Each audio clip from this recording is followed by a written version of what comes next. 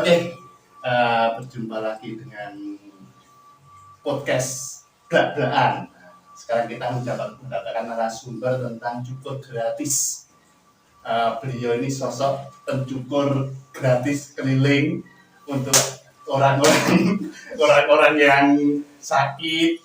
Beliau mencukur dengan sukarela. Dia sosoknya. Ya, kita akan bicara mengenai pengalaman beliau suka dan dukanya. Gimana dengan Pak Kris Tanto? Dia juga seorang RT di sini. Gimana Pak Kris? Ya. Enggak ke apel, Rai. Libur, ke sana kan cuma Jumat Sabtu Minggu. Enggak latihan ya.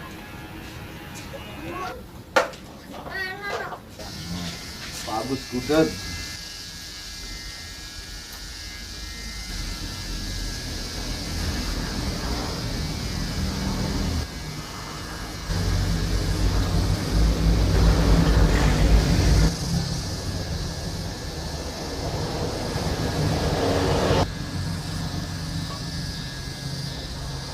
Suka dukanya cukur keliling? Jadi rasa kebanggaan buat saya. Oh iya. Jadi di mana ketika orang sakit merasa tidak nyaman dengan rambutnya, dengan kondisi badan yang tidak bisa kesana sini, terus saya terketuk. Jadi saya datangi, bahkan saya upload, saya posting ke tiap-tiap grup di WhatsApp. Siapa ada tetangganya sakit, sebelumnya sakit, itu saya datangi. Itu saya cukur seperti layaknya sebaik mungkin biar dia nyaman. Itu. Jadi orang-orang yang tidak bisa keluar rumah, orang sakit stroke semacam itu ya. Stroke, lumpuh, bahkan meriang, ada yang badannya sampai penyakit kanker apa, saya datangi. Oh gitu. Sengaja itu. Dan saya itu free. Free semuanya free. Free. Oh. Ya bagaimana mungkin orang yang sakit butuh biaya masih ditariki kan orang kedua. Gitu, orang tega. Dengan Jadi, sukarela ya. Saya minta dibayar dengan doanya beliau yang sakit itu. Orang sakit itu lebih kedekatan sama yang Maha Kuasa, lebih dekat. Jadi ketika orang sakit itu mendoakan kita, insya Allah makbul sekali. Amin. Nah, itu saya minta doa. Berapa Pak Kris? Saya nggak usah bayar, saya pakai doa aja, didoakan aja. Nah, itu sangat ampuh sekali doanya. Jadi teman-teman Yang Maha Kuasa lebih dekat.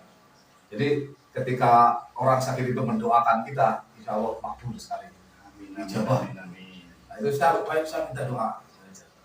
Berapa Pak Kris? Saya nggak usah bayar, saya pakai doa aja, didoakan aja. Nah, itu sangat ampuh sekali doanya.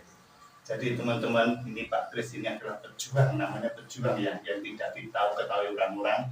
Dia kesana kemari, kalau ada yang sakit dia dengan sukarela mencukur rambutnya, membersihkan, karena kemungkinan besar mereka sudah tidak bisa kemana-mana lagi. Untuk pendapatan sehari-harinya gimana tentang cukur ini? Tidak punya proyek atau apa? Kalau pendapatan sehari-hari ya terus terang saya minus. Sehari kadang cuma 20.000, 30.000 di rumah itu. Tapi saya ikhlas kalau masalah mencukur orang-orang sakit, saya benar-benar tidak pungut biaya. Karena kasihan orang sakit itu sudah badannya menderita rasa sakit, masih harus mengeluarkan uang.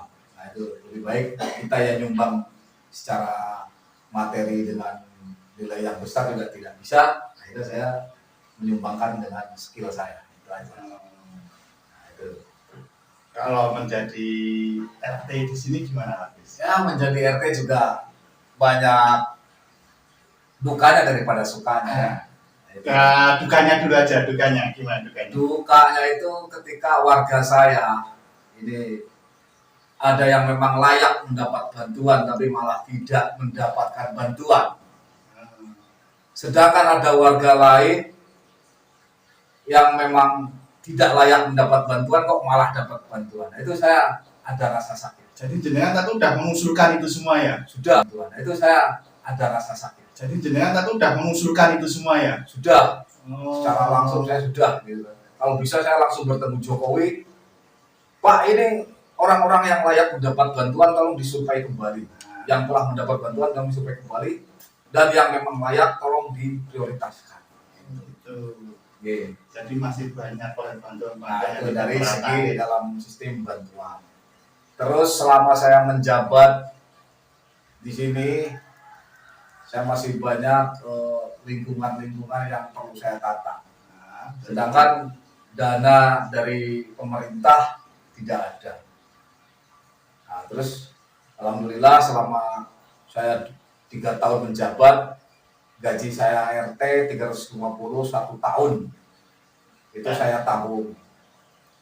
Udah 2 tahun dapat 700.000, tak belikan pasir untuk pembangunan jalan-jalan di sekitar sini. oh, Itu nanti silakan Pak Adi bikin channelnya, bagaimana proses pembuatan jalan, bagaimana ini saya garap sendiri.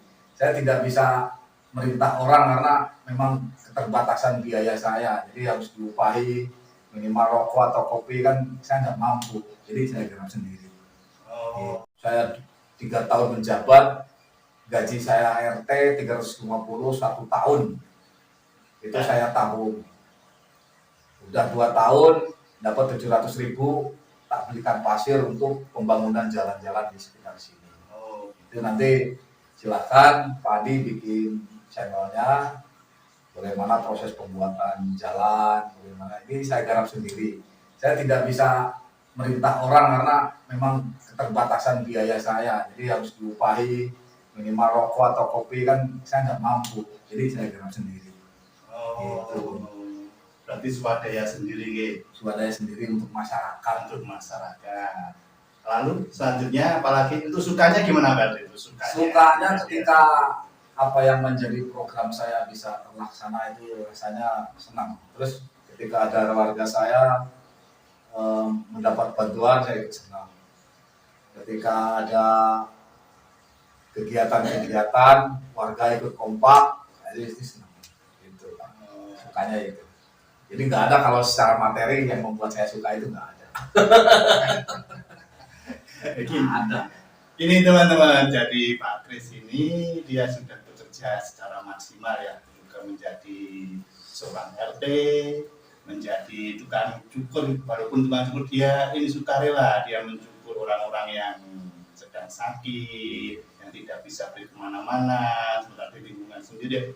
Tidak, kemungkinan besar dia keluar dari lingkungannya, karena ada panggilan, ada orang yang sakit, tidak bisa berjalan, dia tergetuk hatinya untuk membersihkannya. Oke, cukup sekian podcast kali ini. Jangan lupa subscribe, jangan share ke channel saya, Aneka Channelku. Nanti saya akan podcast belak-belakan selanjutnya mengenai seorang pahlawan perawan di kampung yang tidak kenal tanpa tanda jasa. Oke, wassalamualaikum warahmatullahi wabarakatuh.